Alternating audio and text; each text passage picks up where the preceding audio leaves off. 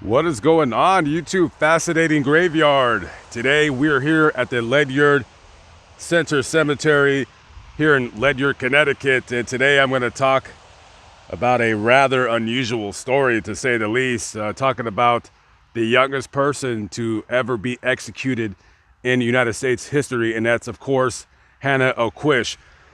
Hannah Ocuish was described online as possibly either being Native American or quote-unquote mulatto. Mulatto is a word that is misconstrued sometimes.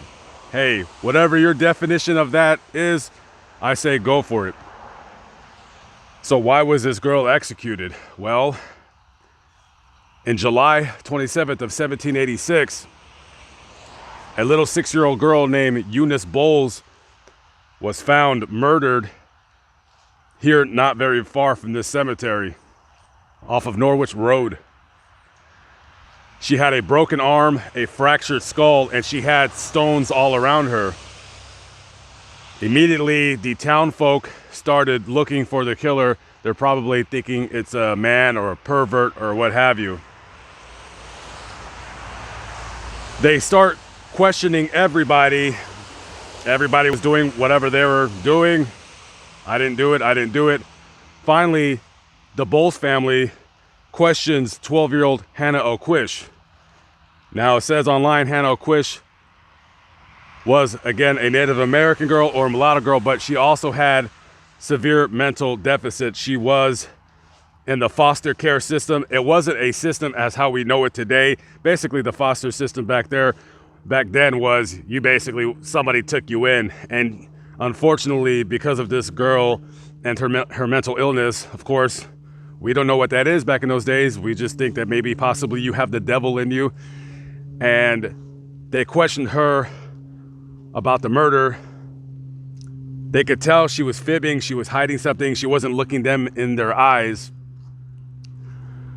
They take the girl to the Bolles house, and Eunice's body is right there. And they tell Hannah, tell us the truth, what happened?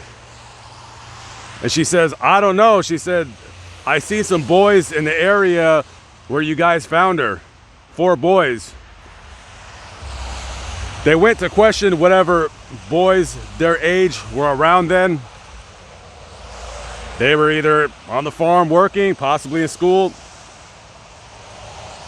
They go back to her and they say, listen, tell us the truth. She breaks down, starts crying. She says, I killed her. I killed Eunice. So they say, well, why'd you do that? Why'd you kill Eunice? She said, last month during the strawberry harvest, I had took some strawberries and hid them under my shirt. Eunice seen me, and she said that she would tell on me for stealing the strawberries.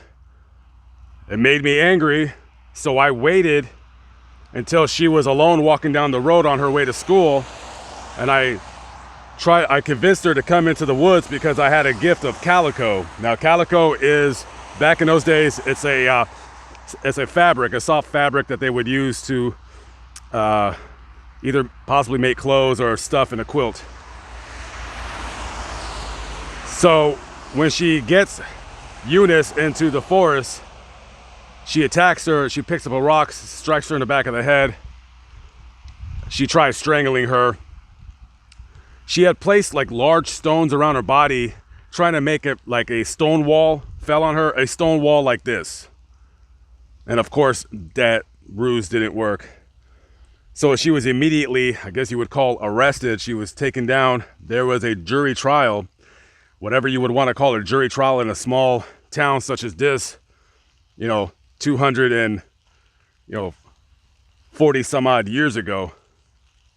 So she was found guilty of Eunice's murder, and the judge in the case wanted to make an example out of this poor girl. So he sentenced her to die by hanging. And during the court proceedings, everybody is crying and upset. This little girl was brutally murdered, and Hannah not so much. She wasn't very upset, and I guess the people didn't take too kindly to that.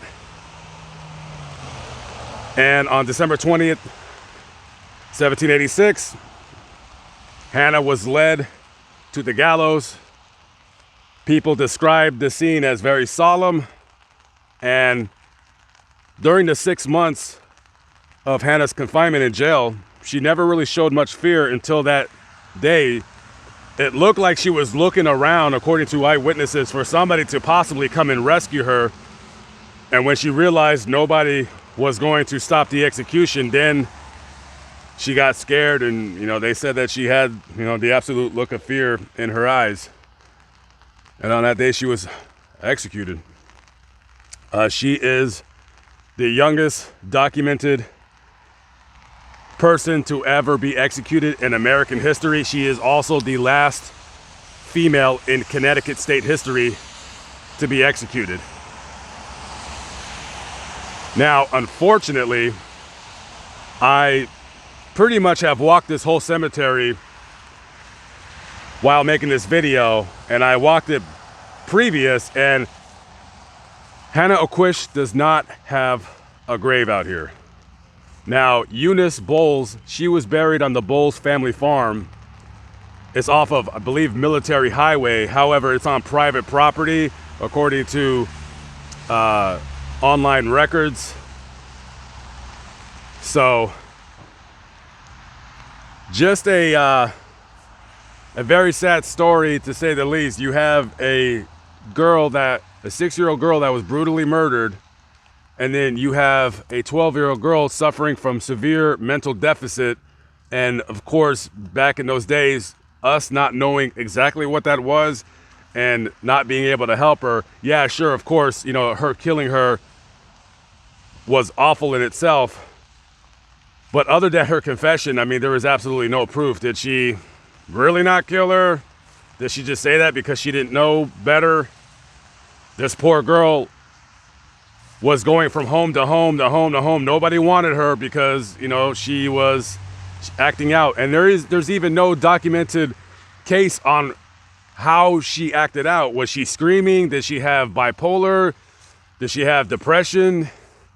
I mean, schizophrenia? We don't know. We don't know, because this happened so long ago that there's just absolutely no records of anything that happens. All that you see online in terms of a picture of the execution is a very crude drawing that was published in the newspaper in 1964, which, you would think that somebody hearing about this story would want to illustrate a better picture, or at least, illustrate somewhat of a likeness of Hannah and Eunice. But of course, this is just one of the stories that you just don't really hear about very often.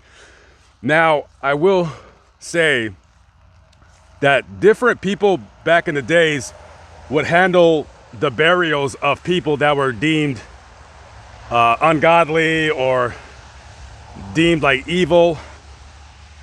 They would bury them away from the other people. So the oldest stones in this cemetery, from what I've seen, are these ones right here. These are people that, this one is the Wood family. You have some death dates of 1794. You have someone that died here December 20th, 1738. I don't know if that is an original stone. I'm gonna guess it is. It's an actually incredible shape if it is. I'm gonna guess on this stone right here that it's actually not the original stone, but yet it is still very, very old. I'm gonna say that, the 1738 date, I'm gonna say this stone is from probably the mid-early 1800s. So this is the oldest section of the cemetery. And of course, you do have a Hannah right here, but that's not the Hannah that we're talking about. That is a different Hannah.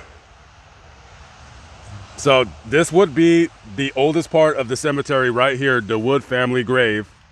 So in my personal opinion, as best as I can just guess, she would have been possibly buried like away in either that corner of the cemetery over there, or she could have possibly been over yonder.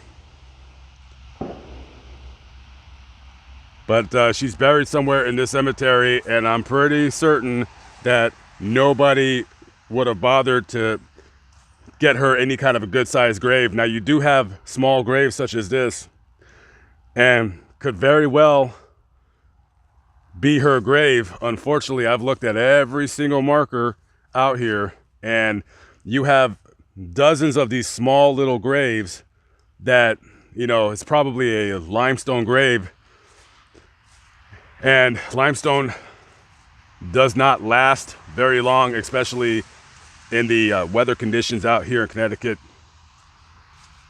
So maybe they'll make a memorial for her and for Eunice here. I mean, just a tragic tale to say the least. And somewhere in the cemetery, Hannah Ocuish, the youngest person to ever be executed.